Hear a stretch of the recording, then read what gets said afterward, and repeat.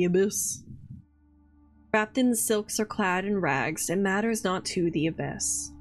All mortals return to its embrace, be them venerable or unnamed, exalted in life or despised in death. All return? The false sun preaches an insidious lie. That of the heavens, that of the hells. Are you saying the abyss embraces all? Abyss does not judge. The city bells ring the tune of a new day. Does the Lady of Dusk truly not judge mortals at the end of their life? If the souls of the departed return to the abyss, the worthy never reap their heavenly reward, and the wicked are never punished in the hells. But what does the prodigal one have to do with it?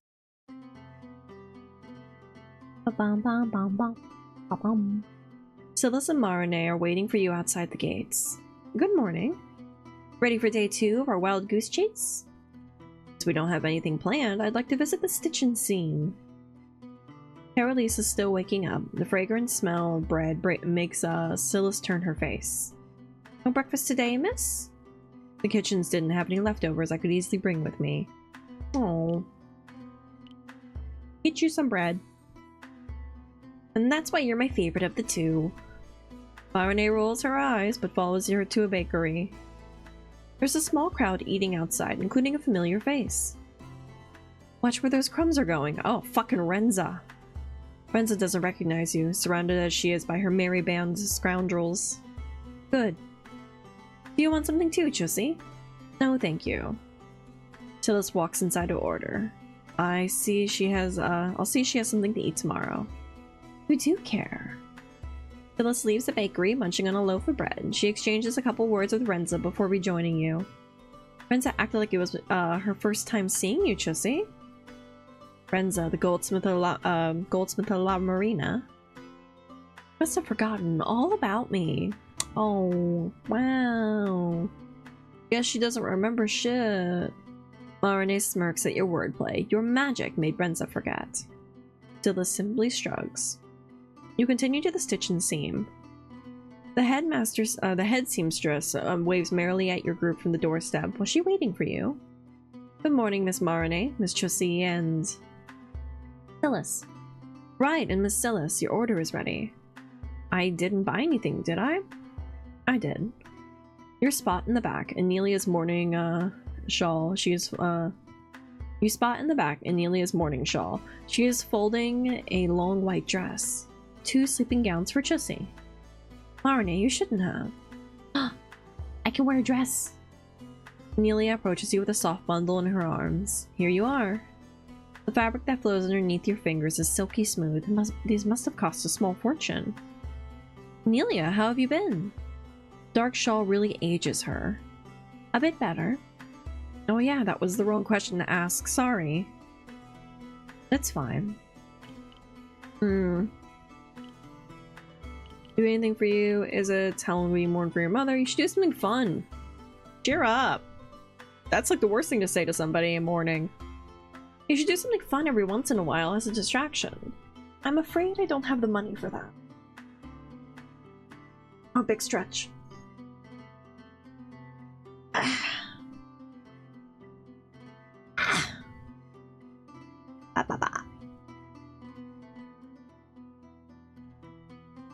Oh, fuck my back.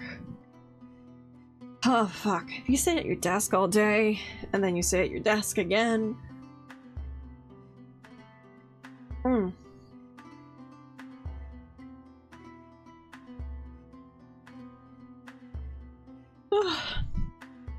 I need to just, like, pay somebody to step on my back.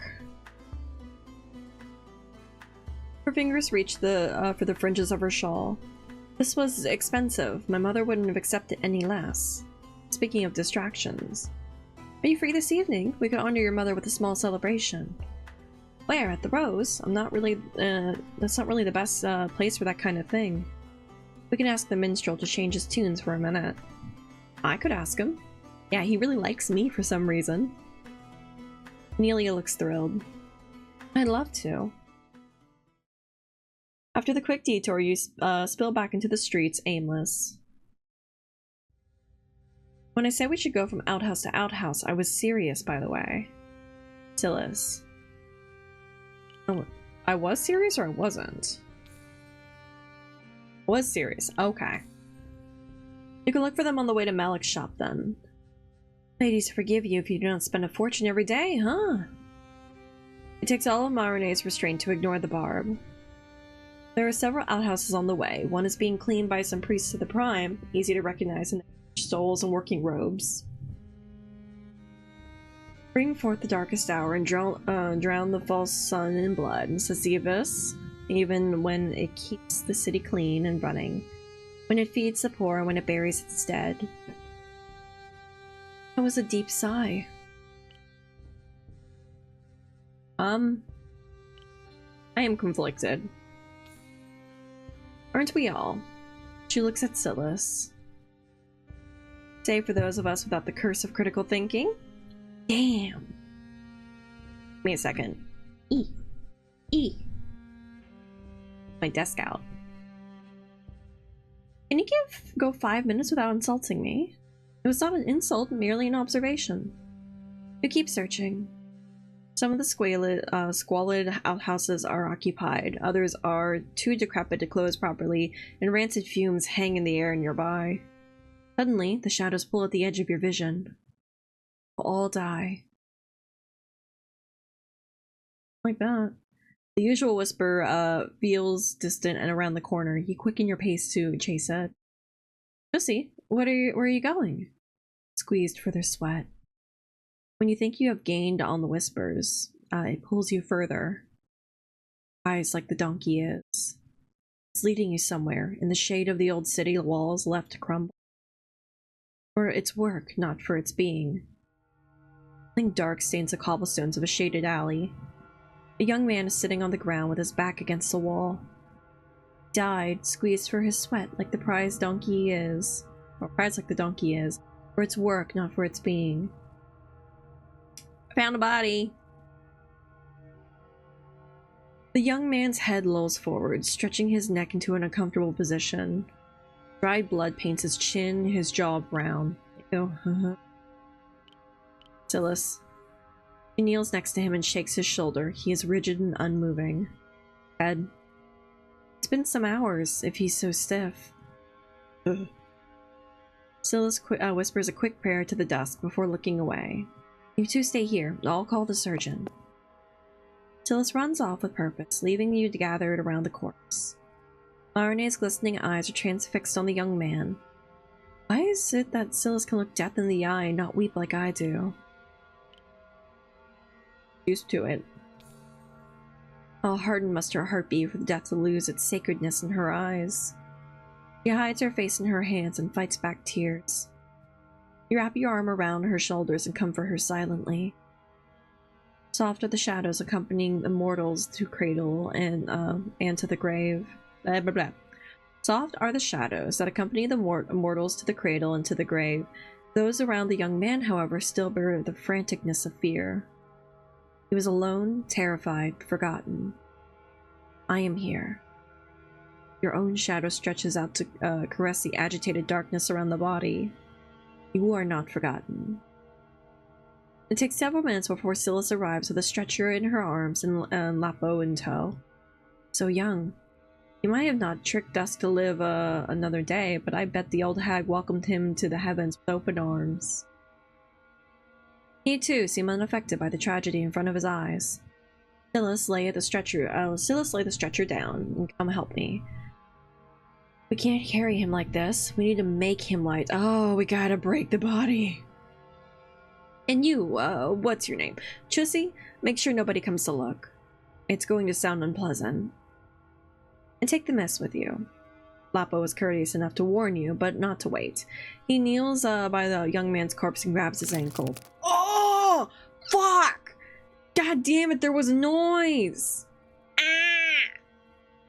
I wasn't prepared for the bones. Blech. The sound of the surgeon breaking through the rigor mortis makes your skin crawl, and after a quick glance at the horrified Marine, you leave the alley. A poor young man stripped of his dignity and tainted in our memories. I never understood the rite of the Last Supper until now. The noises that continue as Lapo breaks the young man's leg to carry him more easily. A few passerbys quicken their pace to look at you inquisitively. A surgeon is at work. That is enough to make them pray to dusk and go their way. Done. You look back in the alley. The young man's broken body is on the stretcher. Oh, great. Phyllis is staring at the ground, lost in thought. I'll have to manage with 3 arms. Oh, right, he doesn't have an arm. I got strength. Before he can protest, you take the handles at the back and slightly lift the stretcher. Lapo cocks an eyebrow, but doesn't comment. With Silas at the head of your grim procession, you head to his practice.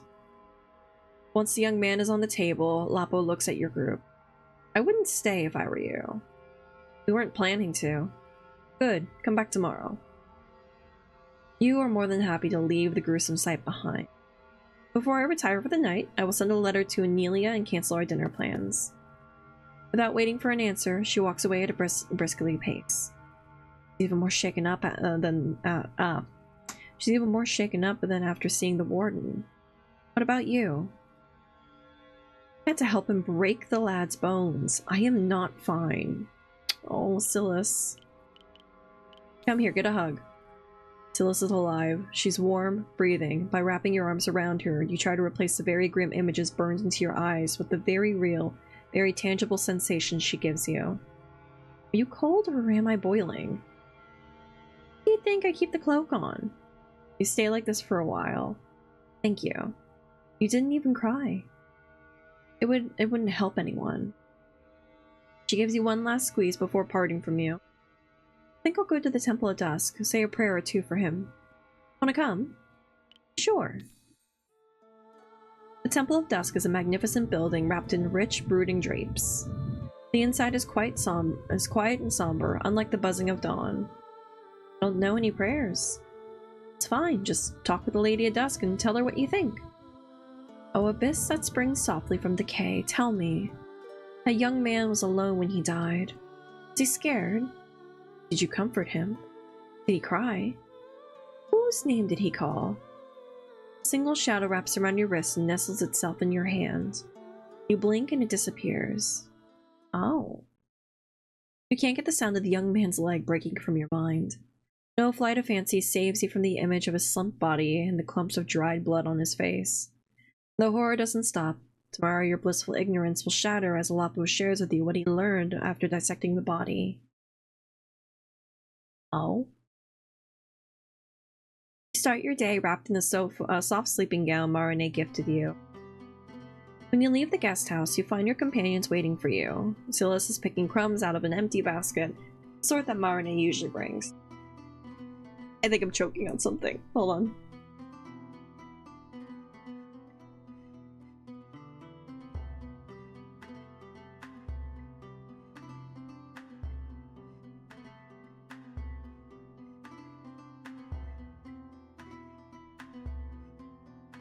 I think I died a little.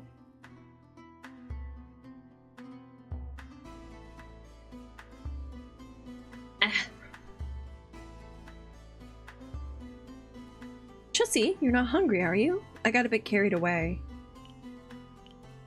Well, I don't mind. What did you devour? I don't mind. I'm good. I don't need to eat. I don't mind. I thought so. The surgeon should be done with his examination. Perhaps he found something. You'll need help getting rid of the corpse as well. Getting rid of. Truly. Let's not start a discussion now. The market stalls propped against a tree statue and the rest are a rite of soliciting and hollering.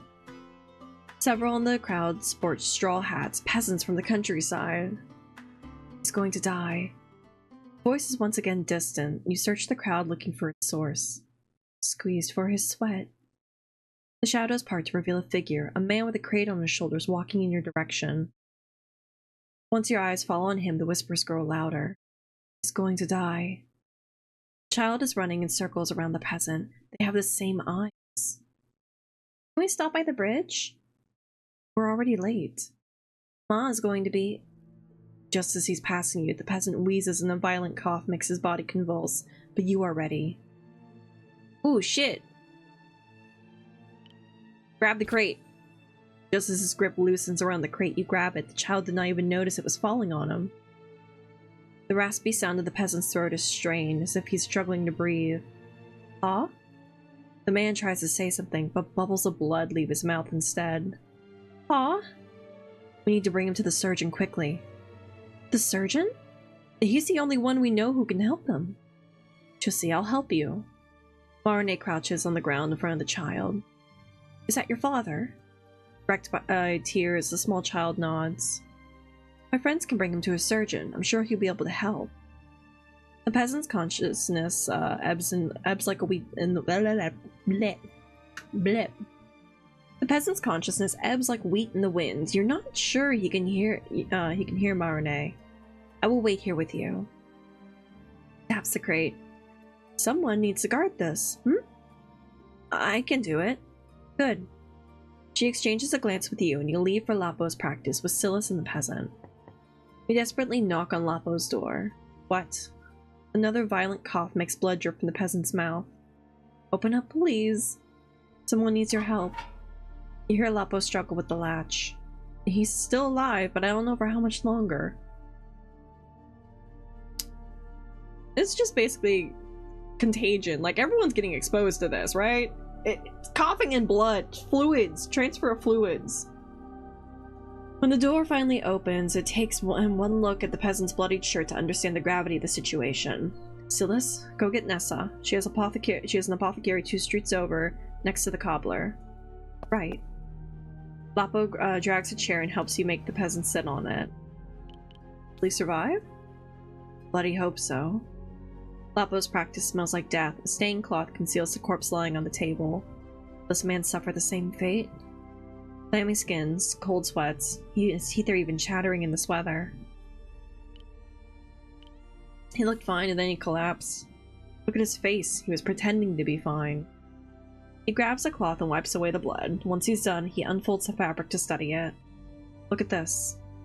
Okay. Amid the fresh streaks of red are gelatinous clumps. When Lapo angles the cloth against the light, you see that the clumps are speckled with what looks like brown dust. There are flakes in there.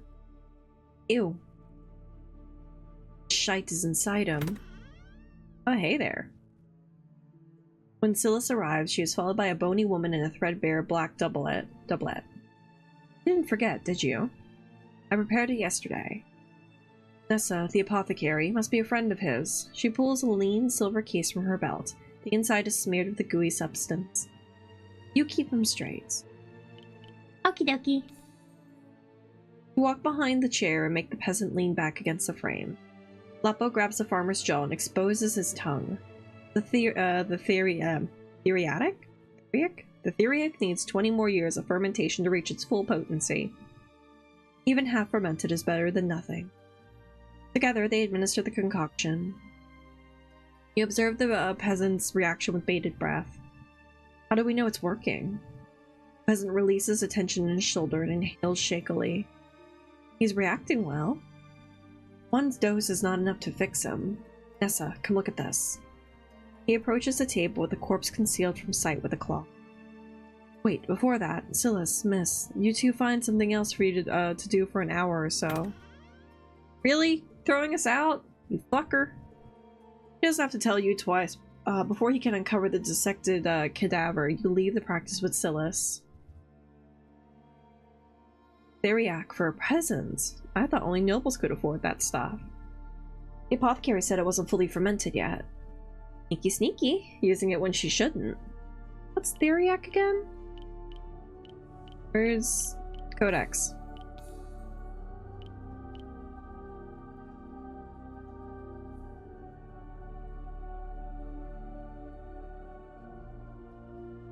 Theriac. And nope. The blood magic. Theriac. There it is. Miraculous panacea is said to heal any ailment. A new batch is made only once per year during the solstice festival. Oh. It is left to ferment for 4 decades before being considered ready. Only nobles and wealthy merchants are able to afford a spoonful of the treacle, a mixture of several bizarre ingredients generously soaked in poppy milk. You can milk a poppy?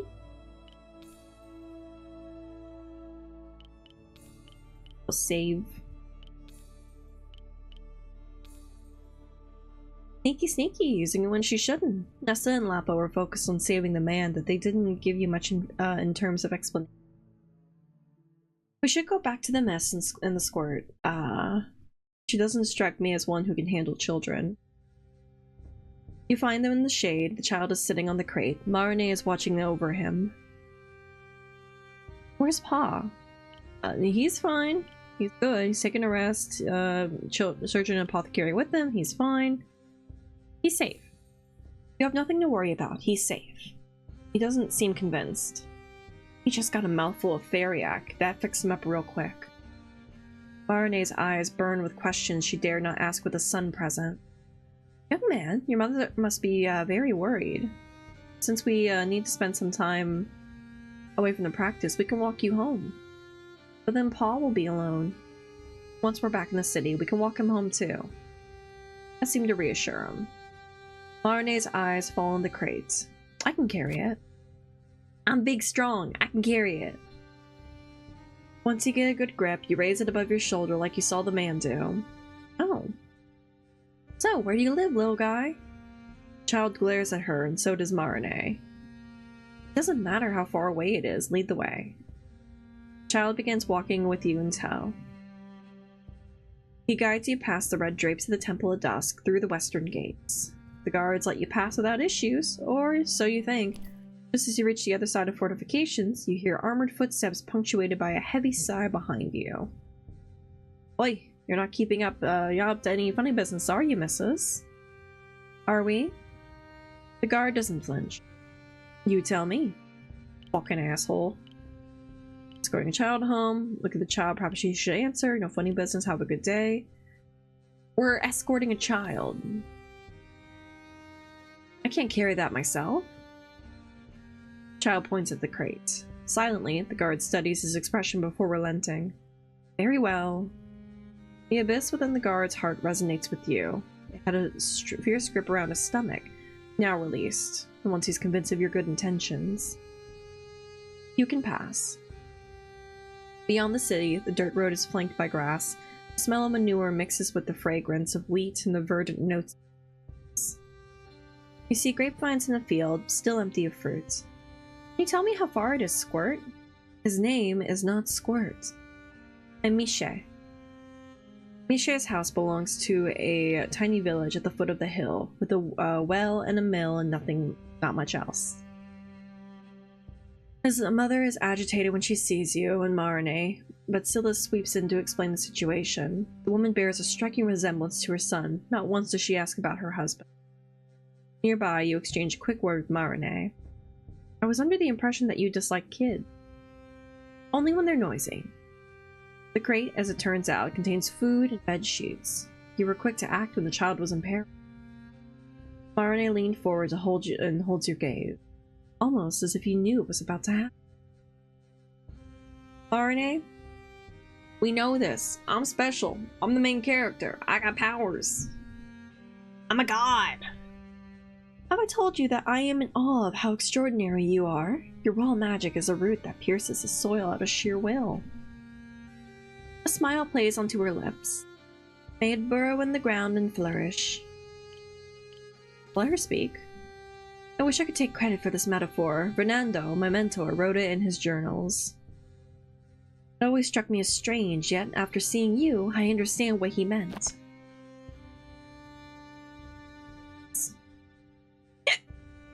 I'm okay.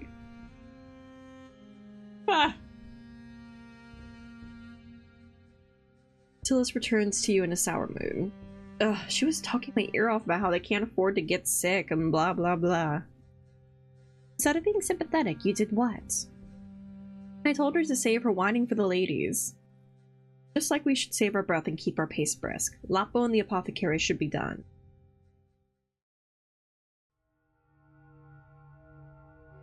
Practice isn't as quiet as it usually is. On the doorstep, Lapo is talking with the priest of dusk. Make it a habit. Recognize him. He was in La Marina when you went there for Renza.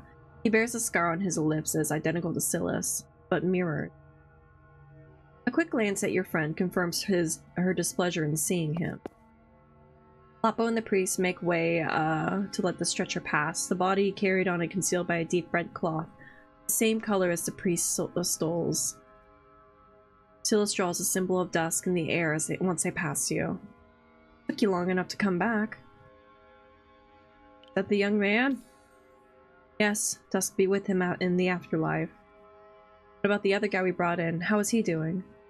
He's resting in the back. Nessa's keeping an eye on him. The surgeon appears to be in a good mood for once. Come inside. A strong herbal scent hits your nose as you enter, much more pleasant than the stench of death. Nessa, they're back. A chair scrapes against the floor, and Nessa walks out from behind the drape. Your voice down.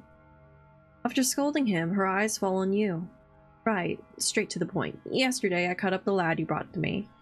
Dusk watch over him. His insides are unlike any I've ever seen. Ugh. Okay. And since it's a coughing disease, it started with his lungs, but they were fine. His trachea had some strange... What's a trachea? Glares at her.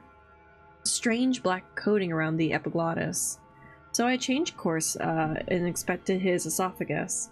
That and his stomach were ruined by that stuff.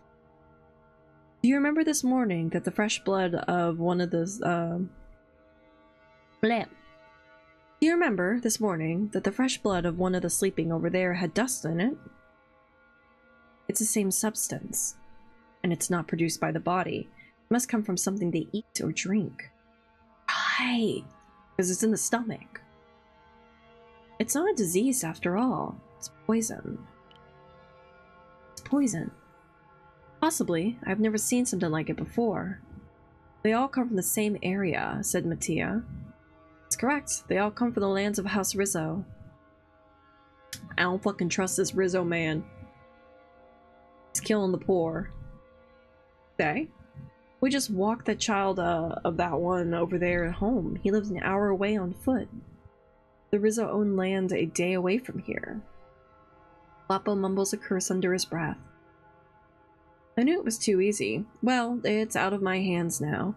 Nessa is much more of an expert on the poisons in their cures. Farmer in the back wheezes. Nessa and Lapo exchange a look. She then hands him a silver case, one containing theriac. Can you get your hands on some fully fermented? They disappear behind the drape for a moment. What we're doing? Hope we can save these people. Is someone behind this or is it an accident? Let's go to the hinterlands. Can't we go to the hinterlands already? I don't know what it took, what to look for there. They return with an empty case of theriac. Nessa, you take it from here. I'll stay with the poor sod until the theriac takes effect. Close the door when you leave. Okay. Nessa walks with you outside of the practice, the vials on her belt clink like. A moment, if I may. Gladly. I don't believe we've been properly introduced. The surgeon had better things to do than care about manners. He wasn't always like this, you know, but we shouldn't talk about him right now outside his door. Damn right you shouldn't. Oh, Lapo. Lapo makes a show of locking the door. Nessa nods towards the street Nessa nods towards the street that runs from the rest to the distant gates. I run a small shop 2 streets over. Let's talk there. You follow her. People seem to recognize Nessa and nod or smile to her. I am Nessa, known by most as an apothecary. Silas, Marne of the Halls. Among many titles, I am Indagatrix Emerita of the Third Council. I'm Chussie. Hi. What's up? The innocence of Nessa's smile is marred by the shadows that pool around her sunken eyes. Something is off. The back door of a squat building covered in ivy leads you inside her apothecary shop. Ooh, herbs. A bundle of herbs are hanging from the ceiling, left to dry over her working table. The smell is rich and warm. A sea of bottles is arranged on the shelves, and a glass cabinet holds an elaborate jar with a date embossed on it, 20 years in the past. By the secrecy? Was the shop closed while you were gone? Nice place you have here. I like your place. You're gonna open your shop? I like your place. Nice place you have here. Thank you. Nessa unsheathes a knife from her belt ever so slightly. Silas does the same. She pulls a blade out and points it at Nessa, shielding you from her. That away. Nessa ignores her. She runs her thumb on the blade and sheathes it back. The two lines are traced in blood over her eyes. Huh? What? I knew it. Oh shit, this bitch has shadows! The abyss makes him gleam with power, so faint you feel it instead of seeing it. The envoy in the flesh. Shadows dance on her face almost excitedly, beckoning you closer. Who are you? Told you who I am. I am Nessa. Nothing more, nothing less. You had a perfect opportunity to say I am Nessa. Nothing more and nothing lesser, and you fucked up. You, however, carry within you the mysteries of the abyss. She's illusional. No, she doesn't. Nessa, Sister N. I have a sister? Larene's smile is sweet as it is wicked. Departed Brother V sends his regards through me. Of course, of the coven that slew itself for you, more remains, led by Sister N. Oh. This is a weird magic trick thing. Why is the warden not coming? Nessa wipes the blood away from her eyelids. You see goosebumps on her bare arms. The warden has no say over magic that is not of the halls. He never came when you used your powers. And what are those, if not magic after all? What is this abyss you mentioned? Nessa redirects the question with you to you with her gaze. All eyes are on you. You can't afford to lose Silas to the truth, so you lie with measured words. I don't know what Nessa is talking about. The apothecary's gaze hardens. More than anyone, she would understand your need for secrecy. The fib is enough to make Silas lower her dagger, but not unsheath it. You're full of shite, apothecary. Believe whatever makes you feel better. With Silas present, you cannot talk freely. We're done here, right? Yes, return in a few days, and they should be enough for me to figure out what's poisoning the peasants. Before she leaves, Marine takes an envelope from the fold on her breast. It bears a shimmery seal. I have the hiccups. Fuck! Hi, gamer! Hello, Joe! How are you? How are things? D&D. Nice! How did the session go? Is that a TPK? That's not a great session! Why did everyone almost die? Are you the one DMing this, or are you a player in it? Can you not kill your players? Pretty please?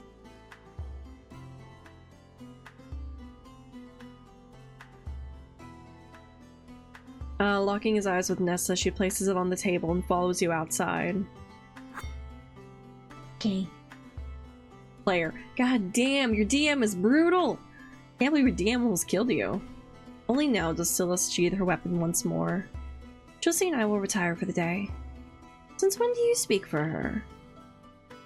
I'm tired. I thought you'd be used to walking by now. It's harder when the road isn't paved. In that case, I'm off. We're not doing anything special tomorrow, right? We are condemned to wait. You exchange a glance with Marine and part ways. Meanwhile, the dice were against us. Oh. Well, that's when you take the dice that's rolling bad and you put them in jail. And if it's roll 20, you change your dice color, and that's supposed to make it better. How are you, gamer? I'm doing fine. I'm hanging out. I'm chilling. I'm a little EB. But yeah, that's about it. My back hurts, but that's just because I've been sitting at a desk all day and sitting at a desk again. So it's, yeah, you excited for Tuesday tomorrow? You excited to learn about more shenanigans? Make sure you get to sleep on a reasonable hour. Daylight savings time fucked us in the ass. Hard. Eh. You exchange a glance with Marine and part ways. Very excited. Hell yeah. I honestly, so funny enough, I looked into the how long it takes to beat the game, and they say it's roughly about 25 hours. That makes you feel any better. So for us, it's probably 45, depending on how distracted we get. Bum bum bum bum bum. Nice. Yeah, I believe in us, gamer. You exchange a glance with Marine and part ways. So let's make sure that you don't return to Nesta's shop before leaving as well. Last until May. Yeah, probably. I mean, I don't know. Maybe?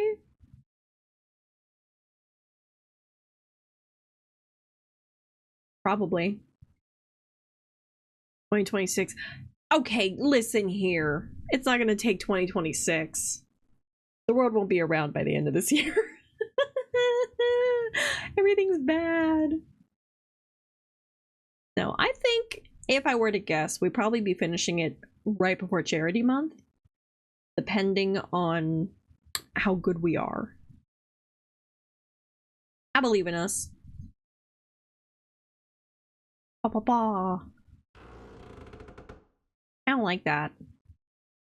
You cross through the gates of the Refined Purpose, heading upstairs to your quarters. A sealed letter should be waiting for you there. Yippee! Just as you're ascending the main staircase, a blue mist clouds your vision. The heavy scent of flowers dazes you for a moment. Oh hey, bitches! When you open your eyes, Marine and Nessa are already in the foyer, summoned there by the wondrous spell of the letter. I was never fond of Brother V's magic. Right, that's the Brother V, is the mentor. Ah! I was like, V? Now I remember. Fernando? Nessa leans against the wall to regain her balance. Can't believe he passed it off as his own. You hurry down the stairs to join them. I suspect you wanted to resume our talk, Marine? I didn't want that cur to overhear us. Silas? A cur? No. Don't want that cur to overhear us, not after having a preview to what her reaction would be. Face to face with Nessa, you can't help but notice how willowy she is, how pale. Her thin lips curve into a mirthful smile. They succeeded. They blessed Carolise with an envoy. In death they are exalted, and by you devoured, harbinger of the darkest hour. My name is Chussie. Feel sorry for your loss. I should extend you my condolences. You don't seem to be in mourning. You say that with a smile. You do say that with a smile. You say that with a smile.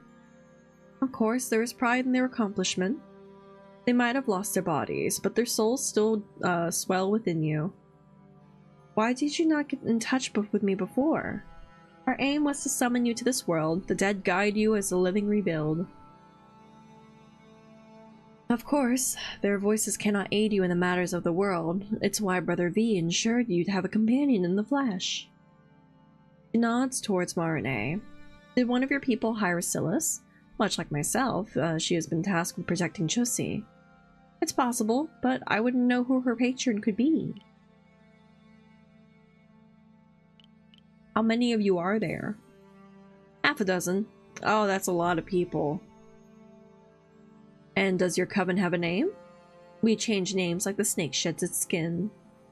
You know our name is to be initiated into our mysteries. You mentioned the darkest hour. I don't imagine you happen to know what it entails. The abyss has long enticed us with its promise of upheaval. Big hiccup. Big stretch. Ah.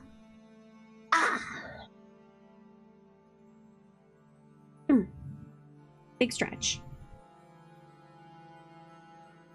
Once the darkest hour eclipses the city, we will discard our ciphers and secrets to worship the abyss openly. That is all I know. She curtsies to you. Consider me and the others at your service. Oh goody! I got a cult. Others, I'll think about it. What can you do for me? must want something from me in exchange. Who are the others? Who are these others? Out of our members, only I, the initiates, are left. That was by design. I am meant to pass its knowledge on to them, so that they might bring another envoy when the time is right. I do have a small request. Could I see her one last time, my apprentice? I believe she is the one that led you to me. Summoned by Nessa's longing words, the whispers come back. They will all die, squeezed for their sweat, prized like the donkey is for its work, not for its being. All I need is some of your blood.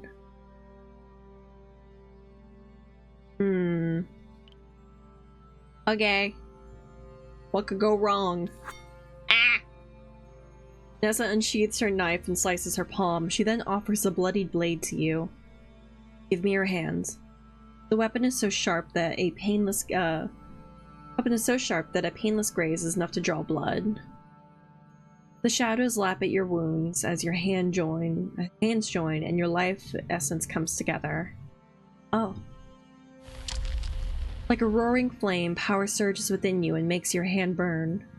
You see them. You see them too, shadowy figures whose features you cannot discern dance around you. Damn indeed. I have found a cult. It's fine. It's safe. I'm okay. I think. This magic is too much for Nessa. Pain. She releases your hand and collapses against the wall, out of breath. I have the aptitude to withstand such power. You wielded magic before? Not to this extent. It taxes too much. Her hand is still bleeding. Thank you for the lurk, gamer. Appreciate it. See you tomorrow. Among us all, only Brother V could harness it, and it shattered his mind. The abyss is not the sterile perversion of the halls and their ether. True magic lies in dirt. Oh goody. Teach me. I am not a fool like my mentor. I won't let it consume me. Instead of answering, Nessa laughs. Are you mocking me? I'm surprised it took you so long to ask. We sure about that? Of course, this is magic that cannot be perceived by the warden. How could I refuse it? RNA. Sibling! Hello, Bonnie! Hello, Ash. How are you? Nom nom. What you want to bite? What would you like to bite? My flesh is for you. Come bite. Oh. Sibling. Yay! How are you? Come with me then. Back to the shop. I need to treat. She lifts her bloodied palm. The wound is still open. This. Yours is long healed. Farewell. Does it mean a couple of days? Before leaving, Marine walks closer to clutch your hand in hers. Dimples appear on her cheeks as a brick. I bit my lip. Everything hurts. Ow, ow, ow, ow, ow, ow, ow. Do you want to romance first? So I don't know if it's going to be like split routes or if it's going to be choosing someone at the end of the entire storyline. I'm going with Alpheon. I'm going with the Todoroki looking motherfucker. We ran in the field together. He's made for me. He had the Yumis. I want that one. Yeah, because I think I have to like make a decision at the end of the game or something like that about who I want to romance. Oh, I've chosen him as well. Listen, he's pretty. He's got big titty. He can play the music. You know what they say about guitarists? That or Sad Purple Flower Man. Yeah, either of those. I was leaning like I'm gonna have to do like a game, a route on my own without anyone offline, so I can like experience everybody, because like I'm curious about everyone. There is a hierarchy of who I'm more curious about, but like the men. But I want to know about Marine and her search for power. I do like the cast in this. Dimples appear on her cheeks as a bright smile unlike you have ever seen before graces you. Be going as well, my friend. Take care. Bye.